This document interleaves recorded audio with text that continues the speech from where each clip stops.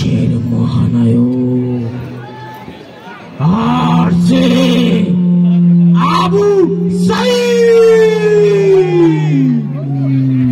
চলে আয়, চলে আয়, বলে যা তোর মনের ক্ষোভগুলোকে, বলে যা দুহাত প্রসারিত করে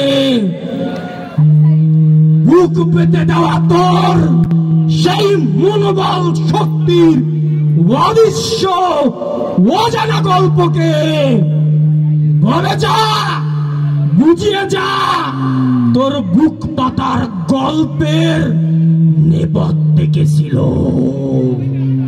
উজা, এই উজা, আমাকে আজকে কেন ডাকলি? বল, আমাকে কেন ডাকলি? আমি তো শান্তিতে ছিলাম, আমাকে কেন ডাকলি? এই রক্ত পিপাসু মানুষদের মধ্যে যারা কিনা আজকে ভাই ভাইয়ের রক্ত পিপাসু হয়ে উঠছে, যারা কিনা আজকে তাদের নোংরা রাজনীতির জন্য তাদের নীতি নৈতিকতা বিসর্জন দিচ্ছে, আমি এই আবু সাঈদ, আমি সেই 24-এর প্রথম শহীদ, আমি আবু সাঈদ 2001 সালে জন্ম নিয়েছি আমি রংপুরের ওই বাবনপুরে মায়ের উদর খুঁড়ে। তারপর আমি বেড়ে উঠেছি মকবুল হোসেনের ওই বদ্ধ আলোয়। 2019 সালে যখন আমি বেগম রোকেয়া বিশ্ববিদ্যালয়ের ইংরেজি বিভাগে ভর্তি হই, তখন আমার মা, আমার বাবা, আমার পরিবার আমাকে নিয়ে স্বপ্ন দেখে ছেলে আমার বড় হবে, পরিবারের গুরুবার দায়িত্ব তুলে নিবে। কিন্তু 2024 সালের 5 জুন যখন কোটা বিরোধী আন্দোলন শুরু হয়, যখন সারা বাংলায় আন্দোলনের তীব্র রূপ ধারণ করে, যখন সারা বাংলায় স্লোগান হয় কোটা না মেধা, মেধা মেধা, তখন আমি দেখি কোথায় ঠাঁই নেই, কোথায় বিশ্রাম নেই, আমি সমাজে সত্যকে খুঁজে পড়ি। তখন আমি সোচ্চার হয়ে উঠি, তখন আমি গর্জে উঠি।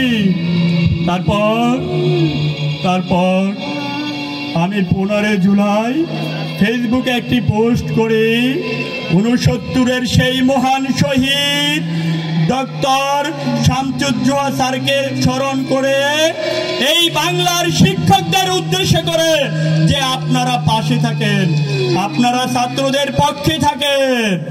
তারপর তুই তাদেরকে গল্প শোনাচ্ছিস, গল্প শোনাতে আসছিস, আমি তো সবাই ক্রেডিট দিয়ে ব্যস্ত। আমাকে বলতে দে, তোর রক্তের মূল্য আমি 16 জুলাই মিছিলে বের হই। আমার হাতে ছিল না কোনো তলোয়ার, আমার হাতে ছিল না কোনো রাইফেল, আমার হাতে ছিল না কোনো অস্ত্র, আমার হাতে তো সামান্য একটা লাঠি ছিল। কি দোষ ছিল আমার? আমি যখন মিছিলে বের হই তখন আমার প্রবল বিশ্বাস ছিল যে আমার সামনে থাকা পুলিশ আমাকে কখনো গুলি করবে না, কারণ তারা তো জনগণের বন্ধু, তারা জনগণের সাথে কাজ করে, ওরা বন্ধু নয়। কিন্তু আমার বিশ্বাস ভুল ছিল। পুলিশ জনগণের বন্ধু ছিল না, ওই পুলিশ ছিল স্বৈরাচারীর দোসর, ওই পুলিশ ছিল দালাল। পুলিশ আমাকে যখন প্রথম গুলি করে আমার বুকে এসে লাগে প্রথম গুলিটা, আমি তখন মৃত্যুর কোলে ঢলে পড়ি। আমি তখন আমার মিত্রকে চোখে দেখি নাই।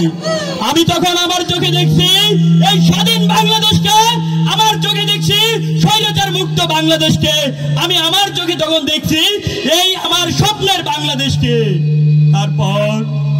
তারপর আমার কাঁধে এসে ভর করে সেই 52-এর ভাষা আন্দোলনের সালাম জব্বার রফিক বরকতের শক্তি, আমার কাঁধে এসে ভর করে সেই 71-এর মুক্তিযুদ্ধদের শক্তি, আমার কাঁধে এসে ভর করে বাংলার বাঘ শেরে বাংলা একে ফজলুল হকের শক্তি।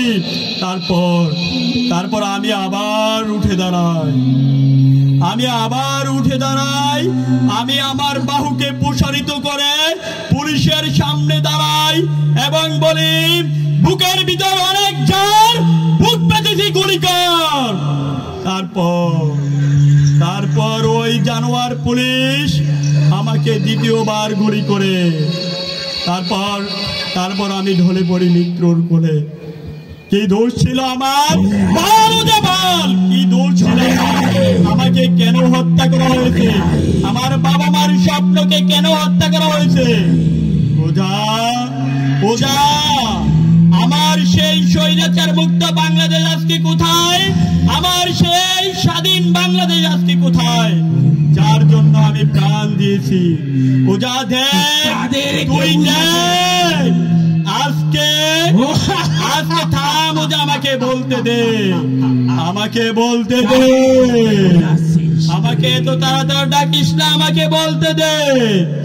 আজকে দেখ ওরা কি করছে, আজকে ওরা ভাইয়ের রক্ত চুষে নিচ্ছে, আজকে ওরা তাদের নোংরা রাজনীতির জন্য নিজের নীতি নৈতিকতাকে বিসর্জন দিচ্ছে। বল ওঝা, আমাকে বল, এই বাংলায় এখনো কেন স্বৈরাচারী দোসরদের বিচার হয় নাই? বল ওঝা, ওরা কোন কুলাঙ্গার যারা এখনো স্বৈরাচারী দোসরকে জায়গা দিচ্ছে? ওরা কারা যারা এখনো স্বৈরাচারী দোসরকে এই বাংলার উচ্চ পদে বহাল রাখছে? বল ওঝা, বল। তবে ওঝা মনে রাখবি, এই আবু সাইদ মরে নাই, আবু সাইদ রয়েছে বাংলার প্রতিটি ঢোলকানায়। আবু সাইদ বাস করে এই বাংলার প্রতিটি নিষ্পাপ শিশুর মধ্যে। আবু সাইদ থাকবে অন্যায়ের বিরুদ্ধে, আবু সাইদ থাকবে এই বাংলার সকল বীরদের সাথে। ওঝা তুই আমারে ডাকিস না ওঝা, আমি আবার আসবো এই বাংলায়, যেখানেই অন্যায় সেখানেই আমি আবু সাইদ ফিরে আসবো।